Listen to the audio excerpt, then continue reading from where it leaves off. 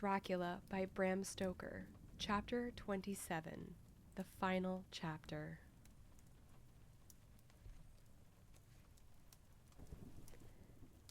Mina Harker's Journal, 1st November. All day long we have traveled, and at a good speed. The horses seem to know that they are being kindly treated, for they go willingly their full stage at best speed.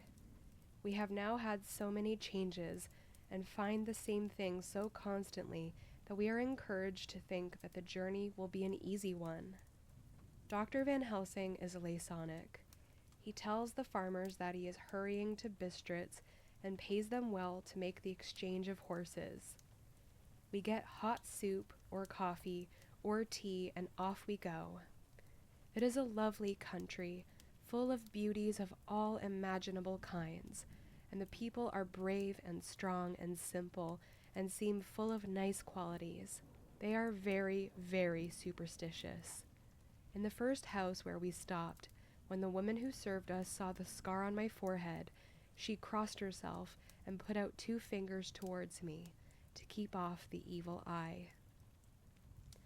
I believe they went to the trouble of putting an extra amount of garlic into our food, and I can't abide garlic.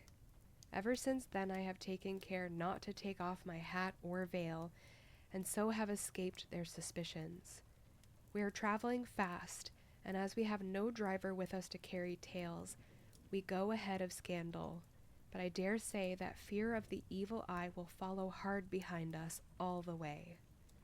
The professor seems tireless. All day he would not take any rest, though he made me sleep for a long spell.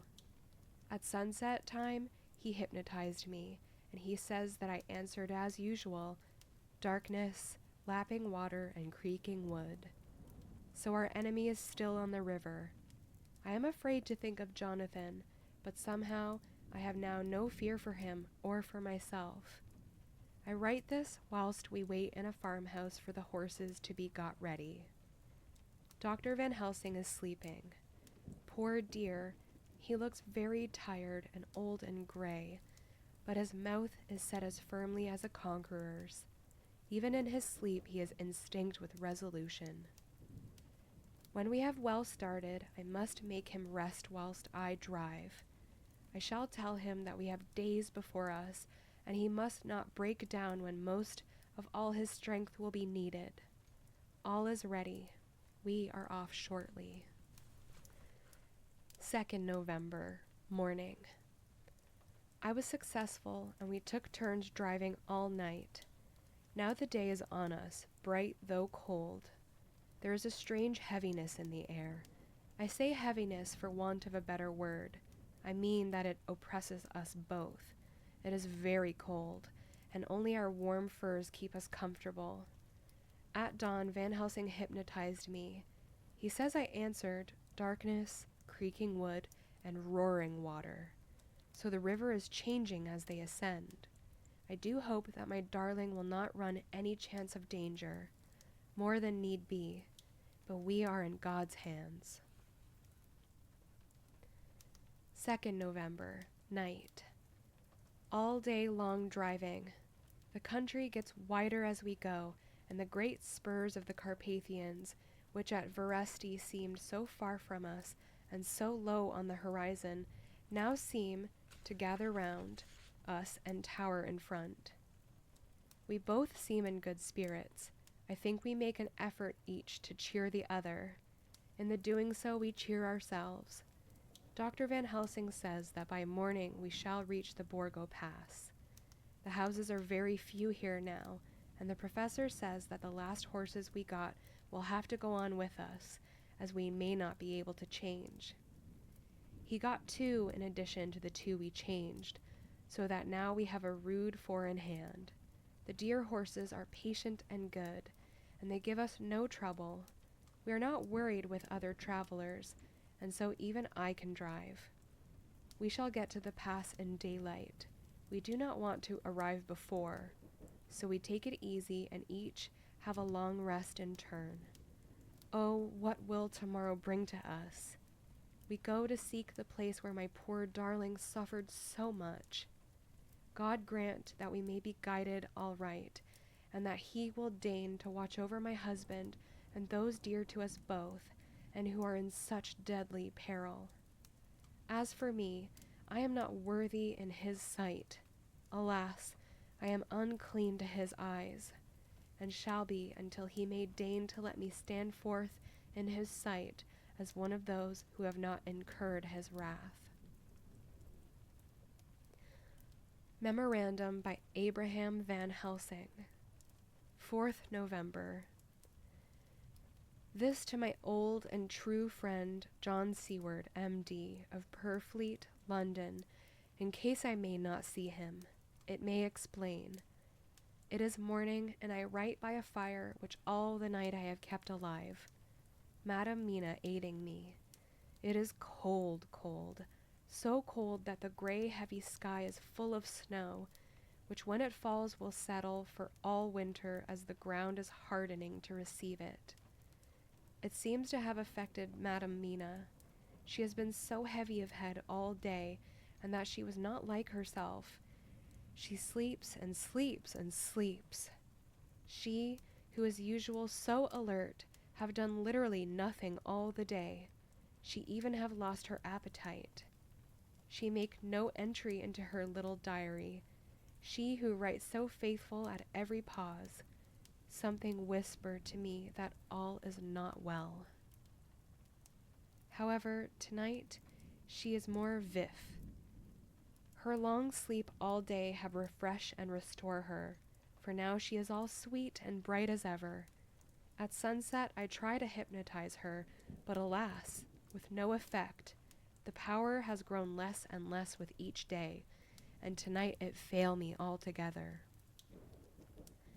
Well, God's will be done, whatever it may be, and whithersoever it may lead.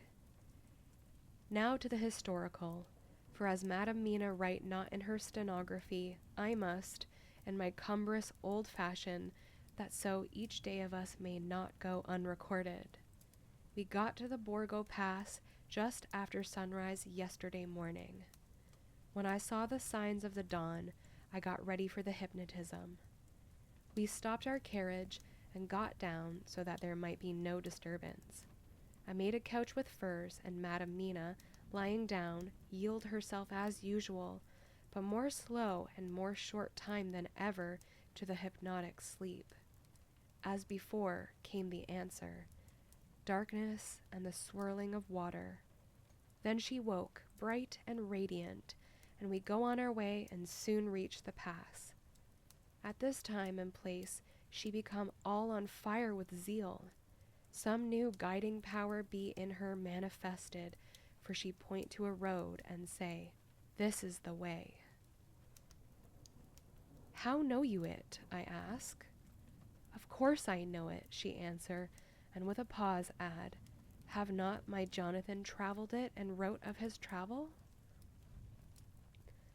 At first I think somewhat strange, but soon I see that there be only one such by-road. It is used but little, and very different from the coach road from Bukovina to Bistritz, which is more wide and hard, and more of use. So we came down this road. When we meet other ways, not always were we sure that they were roads at all, for they be neglect, and light snow have fallen. The horses know, and they only. I give rein to them, and they go on so patient. By and by we find all things which Jonathan have note in that wonderful diary of him. Then we go on for long, long hours and hours. At the first I tell Madam Mina to sleep. She try and she succeed. She sleep all the time, till at the last I feel myself too suspicious grow, and attempt to wake her. But she sleep on, and I may not wake her though I try. I do not wish to try too hard lest I harm her, for I know that she have suffer much, and sleep at times be all in all to her. I think I drowse myself, for all of a sudden I feel guilt, as though I have done something. I find myself bolt up, with the reins in my hand, and the good horses go along jog, jog, just as ever. I look down and find Madame Mina still asleep.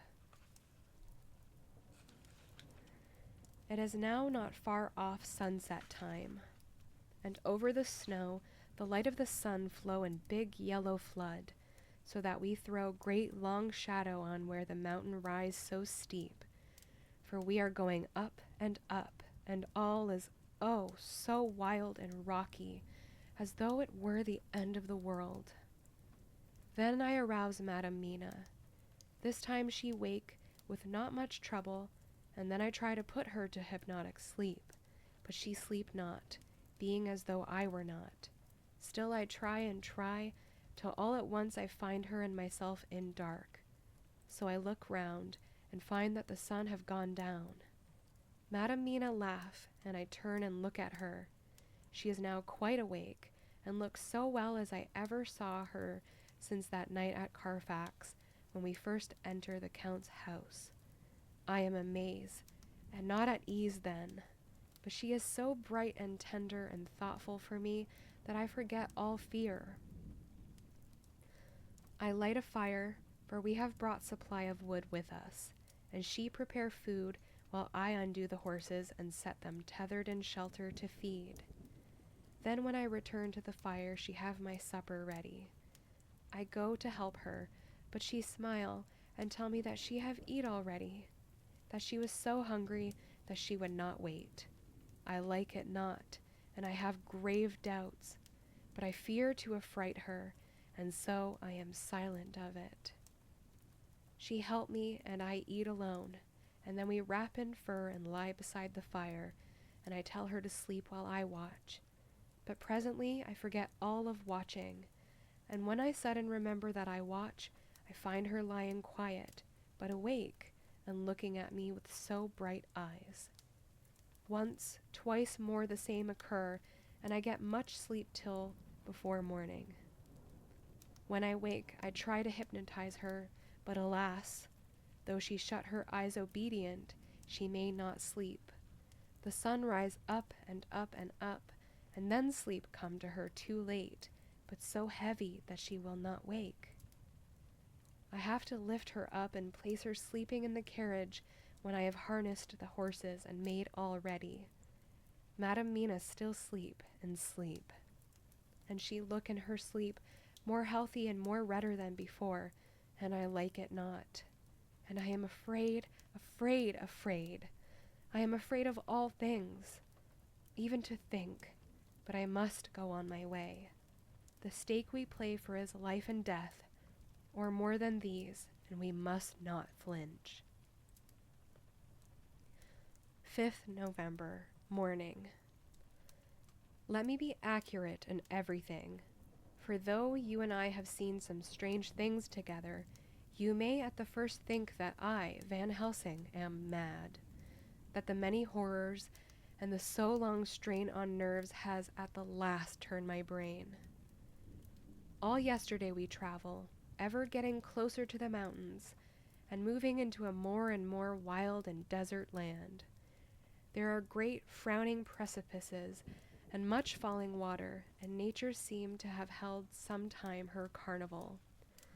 Madame Mina still sleep and sleep, and though I did have hunger and appeased it, I could not waken her, even for food.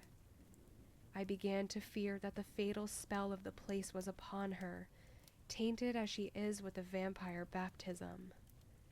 Well, said I to myself, if it be that she sleep all the day, it shall also be that I do not sleep at night. As we travel on the rough road, for a road of an ancient and imperfect kind there was, I held down my head and slept. Again I waked with a sense of guilt and of time past, and found Madame Mina still sleeping and the sun low down. But all was indeed changed. The frowning mountains seemed further away, and we were near the top of a steep rising hill, on summit of which was such a castle as Jonathan tell of in his diary. At once I exulted and feared, for now, for good or ill, the end was near. I woke Madame Mina, and again tried to hypnotize her, but alas, unavailing till too late. Then, ere the great dark came upon us, for even after down sun the heavens reflected the gone sun on the snow, and all was for a time in a great twilight, I took out the horses and fed them in what shelter I could. Then I make fire, and near it I make Madam Mina, now wake and more charming than ever, sit comfortable amid her rugs. I got food ready, but she would not eat, simply saying that she had not hunger. I did not press her, knowing her unavailingness, but I myself eat, for I must needs now be strong for all. Then, with a fear on me of what might be, I drew a ring, so big for her comfort, round where Madam Mina sat, and over the ring I passed some of the wafer, and I broke it fine, so that all was well guarded. She sat still all the time, so still as one dead, and she grew whiter and ever whiter till the snow was not more pale, and no word she said. But when I drew near, she clung to me, and I could know that the poor soul shook her from head to feet with a tremor that was pain to feel. I said to her presently, when she had grown more quiet, "Will you not come over to the fire?" For I wished to make a test of what she could. She rose obedient, but when she had made a step she stopped, and stood as one stricken. "Why not go on?" I asked. She shook her head, and, coming back, sat down in her place. Then, looking at me with open eyes, as of one waked from sleep, she said simply, "I cannot," and remained silent. I rejoiced, for I knew that what she could not, none of those that we dreaded could. Though there might be danger to her body, yet her soul was safe. Presently the horses began to scream, and tore at their tethers till I came to them and quieted them. When they did feel my hands on them, they whinnied low as in joy, and licked at my hands, and were quiet for a time. Many times though the night did I come to them, till it arrived to the cold hour when all nature is at lowest, and every time my coming was with quiet of them. In the cold hour the fire began to die, and I was about stepping forth to replenish it, for now the snow came in flying sweeps, and with it a chill mist. Even in the dark there was a light of some kind, as there ever is over snow, and it seemed as though the snow flurries and the wreaths of mist took shape as of women with trailing garments. All was in dead, grim silence, only that the horses whinnied and cowered, as if in terror of the worst. I began to fear, horrible fears, but then came to me the sense of safety in that ring wherein I stood. I began, too, to think that my imaginings were of the night, and the gloom, and the unrest that I have gone through, and all the terrible anxiety. It was as though my memories of all Jonathan's horrid experience were befooling me, for the snowflakes and the mist began to wheel and circle round, till I could get as though a shadowy glimpse of those women that would have kissed him. And then the horses cowered, and lower, and moaned in terror as men do in pain. Even the madness of fright was not to them, so that they could break away. I feared for my dear Madam Mina when these weird figures drew near and circled round. I looked at her, but she sat calm and smiled at me. When I would have stepped to the fire to replenish it, she caught me and held me back and whispered, like a voice that one hears in a dream, so low it was, "No, no, do not go without. Here you are safe." I turned to her, and looking in her eyes said, "But you, it is for you that I fear." Whereat she laughed, a laugh low and unreal, and said, "Fear for me? Why fear for me? None safer in all the world from them than I am." And as I wondered at the meaning of her words, a puff of wind made the flame leap up, and I see the red scar on her forehead. Then, alas, I knew. Did I not, I would soon have learned, for the wheeling figures of mist and snow came closer, but keeping ever without the holy circle. Then they began to materialize, till, if God have not take away my reason, for I saw it through my eyes, there were before me, in actual flesh, the same 3 women that Jonathan saw in the room when they would have kissed his throat. I knew the swaying round forms, the bright hard eyes, the white teeth, the ruddy color, the voluptuous lips. They smiled ever at poor dear Madam Mina, and as their laugh came through the silence of the night, they twined their arms and pointed to her, and said in those so sweet tingling tones that Jonathan said were of the intolerable sweetness of the water glasses, "Come, sister, come to us. Come, come." In fear I turned to my poor Madam Mina, and my heart with gladness leapt like flame, for oh, the terror in her sweet eyes, the repulsion, the horror told a story to my heart that was all of hope. God be thanked she was not yet of them. I seized some of the firewood which was by me, and holding out some of the wafer, advanced on them towards the fire. They drew back before me, and laughed their low, horrid laugh. I fed the fire, and feared them not, for I knew that we were safe within our protections. They could not approach me, whilst so armed, nor Madam Mina whilst she remained within the ring, which she could not leave no more than they could enter. The horses had ceased to moan, and lay still on the ground. The snow fell on them softly, and they grew whiter. I knew that there was for the poor beasts no more of terror. And so we remained till the red of the dawn began to fall through the snow gloom. I was desolate and afraid, and full of woe and terror. But when that beautiful sun began to climb the horizon, life was to me again. At the first coming of the dawn, the horrid figures melted in the whirling mist and snow. The wreaths of transparent gloom moved away towards the castle and were lost. Instinctively, with the dawn coming, I turned to Madam Mina, intending to hypnotize her, but she lay in a deep and sudden sleep, from which I could not wake her. I tried to hypnotize through her sleep, but she made no response, none at all, and the day broke. I fear yet to stir. I have made my fire, and have seen the horses. They are all dead. Today I have much to do here, and I keep waiting till the sun is up high, for there may be places where I must go, where that sunlight, though snow and mist obscure it, will be to me a safety. I will strengthen me with breakfast, and then I will to my terrible work. Madam Mina still sleeps, and, God be thanked, she is calm in her sleep.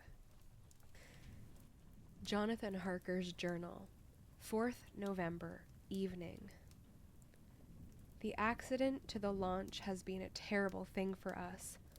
Only for it we should have overtaken the boat long ago, and by now my dear Mina would have been free. I fear to think of her, off on the wolds near the horrid place. We have got horses, and we follow on the track. I note this whilst Godalming is getting ready. We have our arms. The Zagani must look out if they mean fight. Oh, if only Morris and Seward were with us. We must only hope. If I write no more, goodbye, Mina. God bless and keep you. Dr. Seward's Diary, 5th November. With the dawn we saw the body of Zagani before us dashing away from the river with their lader wagon. They surrounded it in a cluster and hurried along as though beset. The snow is falling lightly, and there is a strange excitement in the air. It may be our own excited feelings, but the depression is strange. Far off I hear the howling of wolves. The snow brings them down from the mountains, and there are dangers to all of us, and from all sides. The horses are nearly ready, and we are soon off. We ride to death of someone. God alone knows who, or where, or what, or when, or how it may be. Dr. Van Helsing's Memorandum, 5th November, afternoon. I am at least sane. Thank God for that mercy at all events, though the proving it has been dreadful. When I left Madame Mina sleeping within the holy circle, I took my way to the castle. The blacksmith hammer which I took in the carriage from Veresti was useful. Though the doors were all open, I broke them off the rusty hinges, lest some ill intent or ill chance should close them, so that being entered I might not get out. Jonathan's bitter experience served me here. My memory of his diary, I found my way to the old chapel, for I knew that here my work lay. The air was oppressive. It seemed as if there was some sulphurous fume, which at times made me dizzy. Either there was a roaring in my ears, or I heard afar off the howl of wolves. Then I bethought me of my dear Madame Mina, and I was in terrible plight. The dilemma had me between his horns. Her I had not dared to take into this place, but left safe from the vampire in that holy circle, and yet even there would be the wolf. I resolved me that my work lay here, and that as to the wolves we must submit, if it were God's will. At any rate, it was only death and freedom beyond. So did I choose for her. Had it but been for myself, the choice had been easy. The maw of the wolf were better to rest in than the grave of the vampire. So I make my choice to go on with my work. I knew that there were at least 3 graves to find. Graves that are in habit, so I search, and I find one of them. She lay in her vampire sleep, so full of life and voluptuous beauty that I shudder as though I have come to do murder. Ah, I doubt not that in old time, when such things were, many a man who set forth to do such a task as mine found at the last his heart fail him, and then his nerve. So he delay, till the mere beauty and the fascination of the wanton undead have hypnotized him, and he remain on and on, till sunset come, and the vampire sleep be over. Then the beautiful eyes of the fair woman open and look love, and the voluptuous mouth present to a kiss, and man is weak. And there remain one more victim in the vampire fold, one more to swell the grim and grisly ranks of the undead. There is some fascination, surely, when I am moved by the mere presence of such a one. Even lying as she lay in a tomb fretted with age and heavy with dust of centuries, though there be that horrid odor such as the lairs of the Count have had. Yes, I was moved, I, Van Helsing, with all my purpose and with my motive for hate. I was moved to a yearning for delay, which seemed to paralyze my faculties and to clog my very soul. It may have been that the need of natural sleep and the strange oppression of the air were beginning to overcome me. Certain it was that I was lapsing into sleep, the open-eyed sleep of one who yields to a sweet fascination, when there came through the snow-stilled air a long, low wail, so full of woe and pity that it woke me like the sound of a clarion. For it was the voice of my dear Madame Mina that I heard. Then I braced myself again to my horrid task, and found by wrenching away tomb tops one other of the sisters, the other dark one. I dared not pause to look on her as I had on her sister, lest once more I should begin to be in thrall, but I go on searching until, presently, I find in a high great tomb, as if made to one much beloved, that other fair sister, which, like Jonathan, I had seen to gather herself out of the atoms of the mist. She was so fair to look on, so radiantly beautiful, so exquisitely voluptuous, that the very instinct of man in me, which calls some of my sex to love and to protect one of hers, made my head whirl with new emotion. But, God be thanked, that soul wail of my dear Madam Mina had not died out of my ears, and, before the spell could be wrought further upon me, I had nerved myself to my wild work. By this time, I had searched all the tombs in the chapel, so far as I could tell, and as there had been only 3 of these undead phantoms around us in the night, I took it that there were no more of active undead existent. There was one great tomb more lordly than all the rest. Huge it was, and nobly proportioned. On it was but one word: Dracula. This then was the undead home of the king vampire, to whom so many more were due. Its emptiness spoke eloquent to make certain what I knew. Before I began to restore these women to their dead selves through my awful work, I laid in Dracula's tomb some of the wafer, and so banished him from it, undead forever. Then began my terrible task, and I dreaded it. Had it been but 1, it had been easy, comparative. But 3! To begin twice more after I had been through a deed of horror.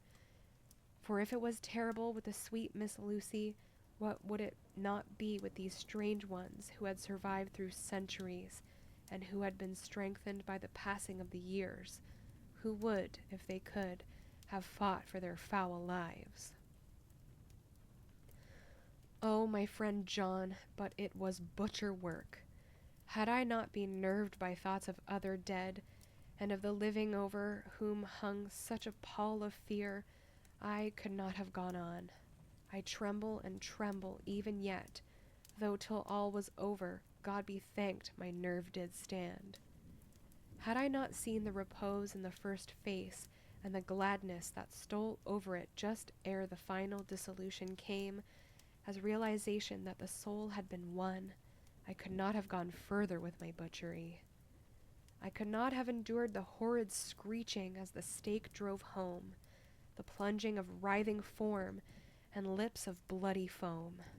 I should have fled in terror and left my work undone, but it is over, and the poor souls, I can pity them now and weep, as I think of them placid, each in her full sleep of death, for a short moment ere fading. For, friend John, hardly had my knife severed the head of each, before the whole body began to melt away and crumble into its native dust, as though the death that should have some centuries agone had at last assert himself, and say at once and loud, I am her. Before I left the castle, I so fixed its entrances that never more can the Count enter there undead. When I stepped into the circle where Madam Mina slept, she woke from her sleep, and seeing me, cried out in pain that I had endured too much. Come, she said, come away from this awful place. Let us go to meet my husband, who is, I know, coming towards us. She was looking thin and pale and weak, but her eyes were pure and glowed with fervor. I was glad to see her paleness and her illness, for my mind was full of the fresh horror of that ruddy vampire sleep. And so with trust and hope, and yet full of fear, we go eastward to meet our friends, and him, whom Madam Mina tell me that she know are coming to meet us. Mina Harker's Journal, 6th November. It was late in the afternoon when the professor and I took our way towards the east, whence I knew Jonathan was coming. We did not go fast, though the way was steeply downhill, for we had to take heavy rugs and wraps with us. We dared not face the possibility of being left without warmth in the cold and the snow. We had to take some of our provisions too, for we were in a perfect desolation, and so far as we could see through the snowfall, there was not even the sign of habitation. When we had gone about a mile, I was tired with the heavy walking and sat down to rest. Then we looked back and saw where the clear line of Dracula's castle cut the sky, for we were so deep under the hill whereon it was set that the angle of perspective of the Carpathian mountains was far below it. We saw in all its grandeur, perched 1,000 feet on the summit of a sheer precipice, and with seemingly a great gap between it and the steep of the adjacent mountain on any side. There was something wild and uncanny about the place. We could hear the distant howling of wolves. They were far off, but the sound, even though coming muffled through the deadening snowfall, was full of terror. I knew from the way Dr. Van Helsing was searching about that he was trying to seek some strategic point where we would be less exposed in case of attack. The rough roadway still led downwards. We could trace it through the drifted snow. In a little while the professor signaled to me, so I got up and joined him. He had found a wonderful spot, a sort of natural hollow in a rock, with an entrance like a doorway between two boulders. He took me by the hand and drew me in. "See," he said, "here you will be in shelter, and if the wolves do come I can meet them one by one." He brought in our furs and made a snug nest for me, and got out some provisions and forced them upon me. But I could not eat. To even try to do so was repulsive to me, and, much as I would have liked to please him, I could not bring myself to the attempt. He looked very sad, but did not reproach me. Taking his field glasses from the case, he stood on the top of the rock and began to search the horizon. Suddenly he called out, "Look, Madam Mina, look, look!" I sprang up and stood beside him on the rock. He handed me his glasses and pointed. The snow was falling more heavily and swirled about fiercely, for a high wind was beginning to blow. However, there were times when there were pauses between the snow flurries, and I could see a long way round. From the height where we were, it was possible to see a great distance, and far off, beyond the white waste of snow, I could see the river lying like a black ribbon in kinks and curls as it wound its way. Straight in front of us and not far off, in fact so near that I wondered we had not noticed before, came a group of mounted men hurrying along. In the midst of them was a cart, a long lader wagon, which swept from side to side like a dog's tail wagging, with each stern inequality of the road. Outlined against the snow as they were, I could see from the men's clothes that they were peasants or gypsies of some kind. On the cart was a great square chest. My heart leaped as I saw it, for I felt that the end was coming. The evening was now drawing close, and well I knew that at sunset the thing, which was till then imprisoned there, would take new freedom, and could, in any of many forms, elude all pursuit. In fear I turned to the professor. To my consternation, however, he was not there. An instant later, I saw him below me. Round the rock he had drawn a circle, such as we had found shelter in last night. When he had completed it, he stood beside me again, saying, "At least you shall be safe here from him." He took the glasses from me, and at the next lull of the snow swept the whole space below us. "See," he said, "they come quickly. They are flogging the horses, and galloping as hard as they can." He paused and went on in a hollow voice. "They are racing for the sunset. We may be too late. God's will be done." Down came another blinding rush of driving snow, and the whole landscape was blotted out. It soon passed, however, and once more his glasses were fixed on the plain. Then came a sudden cry, "Look! Look! Look!" See, 2 horsemen follow fast, coming up from the south. It must be Quincy and John. Take the glass. Look before the snow blots it all out." I took it and looked. The two men might be Dr. Seward and Mr. Morris. I knew at all events that neither of them was Jonathan. At the time, I knew that Jonathan was not far off. Looking around, I saw on the north side of the coming party 2 other men riding at breakneck speed. One of them I knew was Jonathan, and the other I took, of course, to be Lord Godalming. They too were pursuing the party with a cart. When I told the professor, he shouted in glee like a schoolboy, and after looking intently till snowfall made sight impossible, he laid his Winchester rifle ready for use against the boulder at the opening of our shelter. "They're all converging," he said. "When the time comes, we shall have the gypsies on all sides." I got out my revolver ready to hand, for whilst we were speaking, the howling of wolves came louder and closer. When the snowstorm abated a moment, we looked again. It was strange to see the snow falling in such heavy flakes close to us, and beyond, the sun shining more and more brightly as it sank down towards the far mountain tops. Sweeping the glass all around us, I could see here and there dots moving singly and in 2s and 3s and larger numbers. The wolves were gathering for their prey. Every instant seemed an age whilst we waited. The wind came now in fierce bursts, and the snow was driven with fury as it swept upon us in circling eddies. At times we could not see an arm's length before us, but at others, as the hollow-sounding wind swept by us, it seemed to clear the airspace around us so that we could see afar off. We had of late been so accustomed to watch for sunrise and sunset that we knew with fair accuracy when it would be, and we knew that before long the sun would set. It was hard to believe that by our watches it was less than an hour that we waited in that rocky shelter before the various bodies began to converge close upon us. The wind came now with fiercer and more bitter sweeps, and more steadily from the north.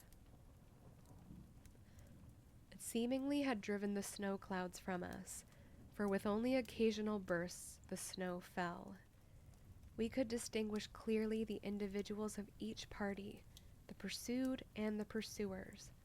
Strangely enough, those pursued did not seem to realize, or at least to care, that they were pursued. They seemed, however, to hasten with redoubled speed as the sun dropped lower and lower on the mountain tops. Closer and closer they drew. The professor and I crouched down behind our rock and held our weapons ready. I could see that he was determined that they should not pass. One and all were quite unaware of our presence. All at once 2 voices shouted out to halt. One was my Jonathan's, raised in a high key of passion. The other, Mr. Morris's strong, resolute tone of quiet command. The gypsies may not have known the language, but there was no mistaking the tone in whatever tongue the words were spoken. Instinctively they reined in, and at the instant Lord Godalming and Jonathan dashed up at one side, and Dr. Seward and Mr. Morris on the other. The leader of the gypsies, a splendid-looking fellow, who sat his horse like a centaur, waved them back, and in a fierce voice gave to his companions some word to proceed. They lashed the horses, which sprang forward, but the 4 men raised their Winchester rifles, and in an unmistakable way commanded them to stop.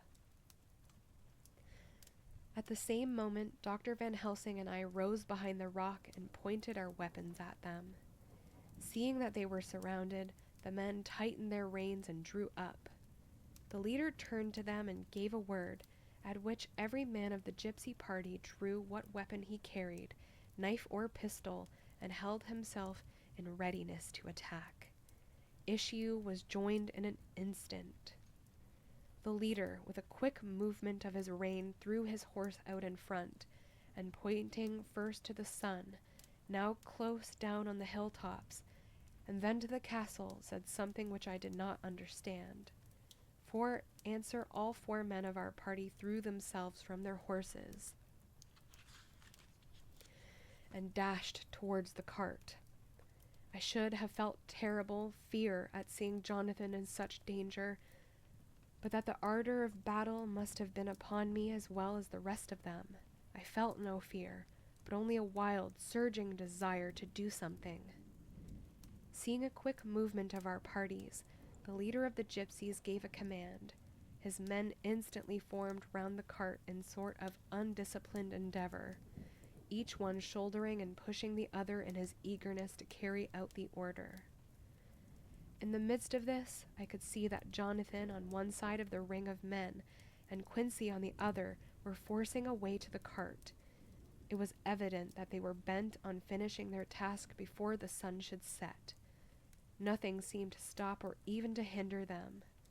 Neither the leveled weapons or the flashing knives of the gypsies in front, or the howling of the wolves behind, appeared to even attract their attention. Jonathan's impetuosity and the manifest singleness of his purpose seemed to overawe those in front of him. Instinctively, they cowered aside and let him pass. In an instant, he had jumped upon the cart, and with a strength which seemed incredible, raised the great box and flung it over the wheel to the ground. In the meantime, Mr. Morris had had to use force to pass through his side of the ring of Zagani. All the time I had been breathlessly watching Jonathan, I had, with the tail of my eye, seen him pressing desperately forward, and had seen the knives of the gypsies flash as he won a way through them, and they cut at him. He parried with his great bowie knife, and at first I thought that he too had come through in safety, but as he sprang beside Jonathan, who had by now jumped from the cart, I could see that with his left hand he was clutching at his side, and that the blood was spurting through his fingers.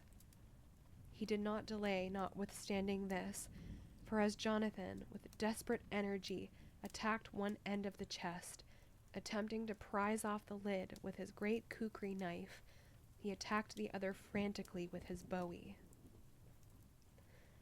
Under the efforts of both men, the lid began to yield. The nails drew with a quick screeching sound, and the top of the box was thrown back. By this time the gypsies, seeing themselves covered by the Winchesters and at the mercy of Lord Godalming and Dr. Seward, had given in and made no further resistance. The sun was almost down on the mountain tops, and the shadows of the whole group fell long upon the snow. I saw the Count lying within the box upon the earth, some of which the rude falling from the cart had scattered over him. He was deathly pale, just like a waxen image, and the red eyes glared with the horrible vindictive look which I knew too well. As I looked, the eyes saw the sinking sun, and the look of hate in them turned to triumph. But on the instant came the sweep and flash of Jonathan's great knife. I shrieked as I saw it shear through the throat, whilst at the same moment Mr. Morris's bowie knife plunged in the heart. It was like a miracle, but before our very eyes, and almost in the drawing of a breath, the whole body crumbled into dust and passed from our sight. I shall be glad, as long as I live, that even in that moment of final dissolution, there was in the face a look of peace, such as I never could have imagined might have rested there. The castle of Dracula now stood out against the red sky, and every stone of its unbroken battlements was articulated against the light of the setting sun. The gypsies, taking us as in some way the cause of the extraordinary disappearance of the dead man, turned without a word and rode away as if for their lives. Those who were unmounted jumped upon the later wagon and shouted to the horsemen not to desert them. The wolves, which had withdrawn to a safe distance, followed in their wake, leaving us alone. Mr. Morris, who had sunk to the ground, leaned on his elbow, holding his hand pressed to his side. The blood still gushed through his fingers. I flew to him, for the holy circle did not now keep me back. So did the 2 doctors. Jonathan knelt behind him, and the wounded man laid back his head on his shoulder. With a sigh he took, with a feeble effort, my hand in that of his own which was unstained. He must have seen the anguish of my heart in my face, for he smiled at me and said, "I am only too happy to have been of any service. Oh God!" he cried suddenly, struggling up to a sitting posture and pointing to me. "It was worth this to die. Look, look!" The sun was now right down upon the mountain top, and the red gleams fell upon my face, so that it was bathed in rosy light. With one impulse, the men sank on their knees, and a deep and earnest amen broke from all as their eyes followed the pointing of his finger as the dying man spoke. Now God be thanked that all has not been in vain. See, the snow is not more stainless than her forehead. The curse has passed away. And to our bitter grief, with a smile and silence, he died, a gallant gentleman. Note: 7 years ago, we all went through the flames, and the happiness of some of us since then is, we think, well worth the pain we endured. It is an added joy to Mina and to me that our boy's birthday is the same day as that on which Quincy Morris died. His mother holds, I know, the secret belief that some of our brave friend's spirit has passed into him. His bundle of names links all our little band of men together, but we call him Quincy. In the summer of this year, we made a journey to Transylvania and went over the old ground, which was, and is, to us so full of vivid and terrible memories. It was almost impossible to believe that the things which we had seen with our own eyes and heard with our own ears were living truths. Every trace of all that had been was blotted out. The castle stood as before, reared high above a waste of desolation. When we got home, we got to talking of the old time, which we could all look back on without despair, for Godalming and Seward are both happily married. I took the papers from the safe where they have been ever since our return so long ago. We were struck with the fact that, in all the mass of material of which the record is composed, there is hardly one authentic document, nothing but a mass of typewriting, except the later notebooks of Mina and Seward and myself, and Van Helsing's memorandum. We could hardly ask anyone, even did we wish to accept these as proofs of so wild a story. Van Helsing summed it all up as he said, with our boy on his knee, "We want no proofs. We ask none to believe us. This boy will some day know what a brave and gallant woman his mother is. Already he knows her sweetness and loving care. Later on he will understand how some men so loved her that they did dare much for her sake." Jonathan Harker. The end.